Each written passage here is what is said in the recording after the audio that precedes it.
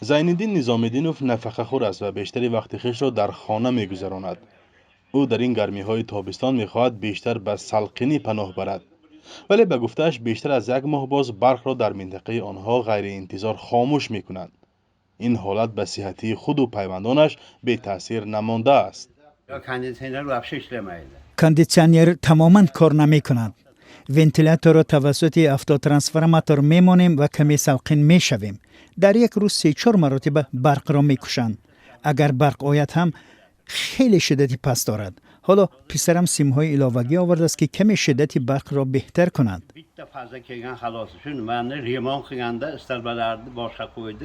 بعضی روزا میشه 4 ساعت 3 ساعت 1 ساعت هر خیل. حاضر با همین خیل که 1 مینوت میکشن باور میکنند بتون بیتوای تکنیک ما میسوزد. نمیدانید سببش هم نمیدانیم.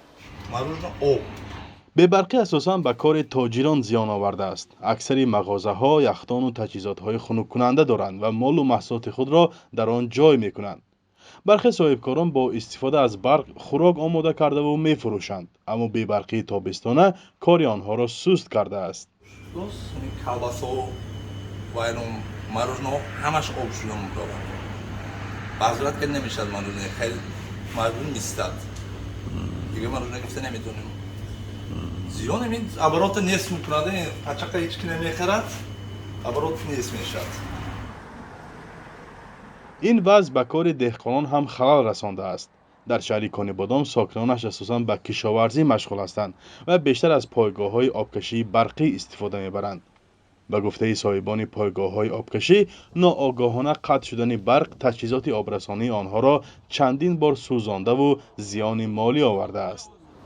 ناسوسی که همین چاخ آب میکشد همین سال مابین 3 ماه 2 بار سوخت. یک بار سوزد اگر این قریب که 4-5 هزار سامانی و ریمونت میشد، یعنی تعمیر میشد.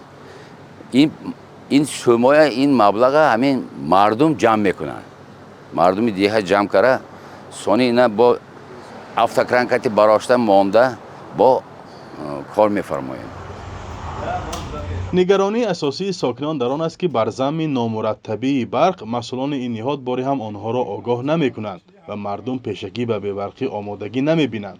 مسئولان این اداره در شهر کانیبادام آماده نشدند در ویدیو این مسئله را شرح دهند، ولی در صحبت حضوری سبب بی‌برقی را به گرمی هوا، تعمیر جاری و فرمان از بالا ربط دادند. این هم در حالی است که در این اواخر شکایت از بی‌برقی در دیگر مناطق دوردست ولایت سوخت زیاد شده است. ساکنان از آن نگرانند که شاید به اعلان رسمی اداره برق لیمیت جاری کرده است، زیرا چنین وضع سال گذشته نیز تجربه گردیده است. این حدس و گمانها در حالی است که بنابر خبرهای رسمی تاجیکستان امسال فروش برق را به کشورهای همسایه زیاد کرده است. فرزان محمدی، رادیو آزادی، شهر کانیبادام.